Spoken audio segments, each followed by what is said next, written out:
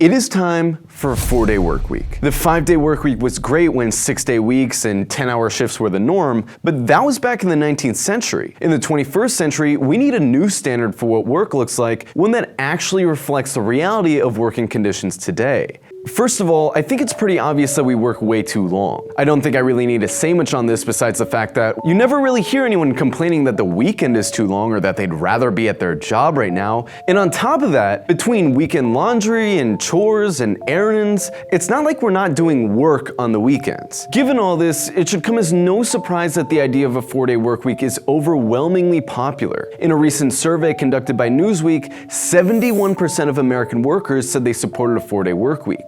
Notably, 22% were neutral on the idea, meaning only 3% were actually opposed. Another survey by Jobless, a company that helps workers find jobs, found that 94% of workers want a 4-day work week. A Washington Post survey found that nearly twice as many workers preferred a 4-day week to a 5-day week. Now, there's gonna be a very vocal minority out there that says if we have a 4-day work week, we'll become much less productive, that work won't get done, but this is just wrong. In the largest 4-day work week experiment to date, 3,300 workers in the UK at over 70 companies got a 4-day work week for 6 months.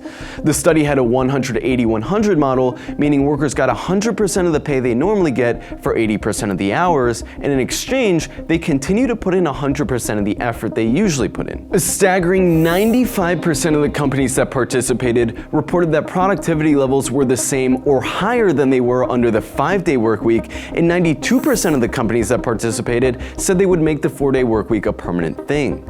On the employee side, 90% of workers said they wanted the 4-day work week to continue, 55% said it increased their ability to work, and 15% even said no amount of money would get them to go back to the 5-day work week.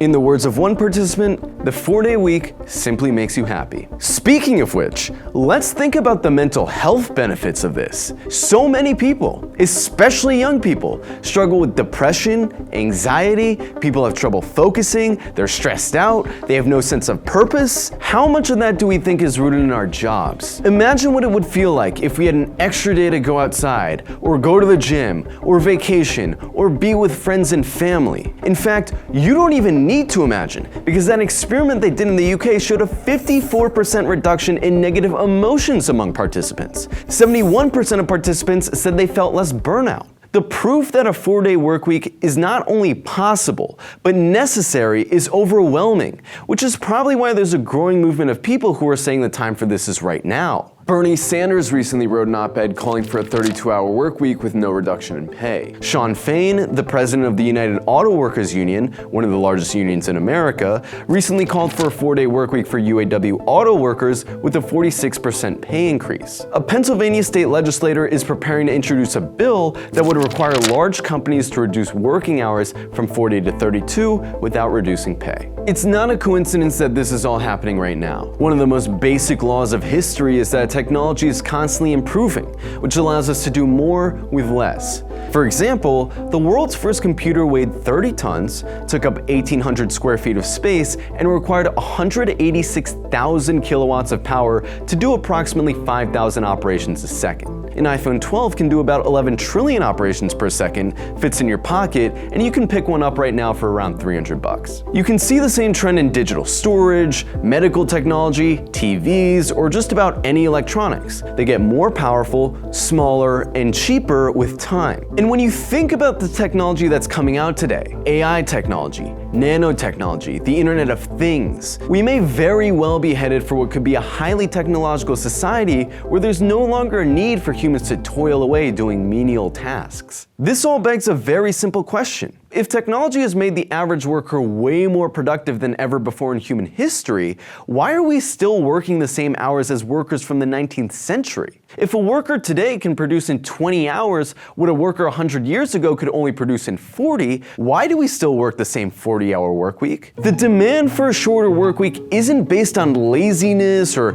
people's subjective desire to not work as long. It reflects the objective reality that we need a lot less labor hours to keep society functioning than we used to need. Ending the 40-hour work week would also mean creating millions more jobs and massively reducing unemployment. Under the current model of work, employers squeeze their workers for as much labor as possible while trying to hire as few workers as possible, which is why, as workers, we're constantly the victims of understaffing. If the 40-hour work week was reduced and there's still more work to be done in society, employers would have to hire more people instead of working their existing employees to the bone. There really aren't many arguments against a shorter work week, and it's clear that workers overwhelmingly want one. But beware of attempts by the ultra-rich to co-opt the meaning of a shorter work week as well. For example, Richard Branson, a billionaire, advocates for a 3-day work week. Same goes for billionaire Carlos Slim. You could easily see how the capitalist class might say, oh yeah,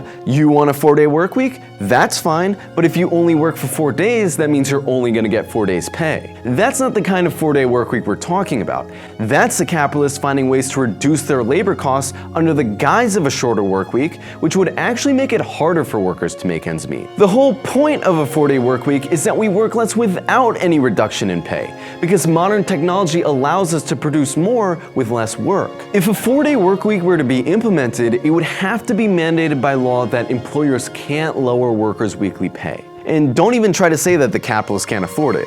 The 1%'s share of wealth is higher than it's ever been. So to wrap up, I just want to say this. There is so much more to life than work and productivity. We, as human beings, have so much more to live for than how much money we can make for some company. We live in a world that's on the brink of such tremendous technological breakthroughs that a post-scarcity future where there's an abundance of resources, where we no longer need to break our backs to survive, is within sight. We can apply the massive technological innovations of today to solve humanity's problems and massively reduce the need for menial human toil. Or we can continue to live under a capitalist system where these technologies will take our jobs and replace human labor. It's our choice.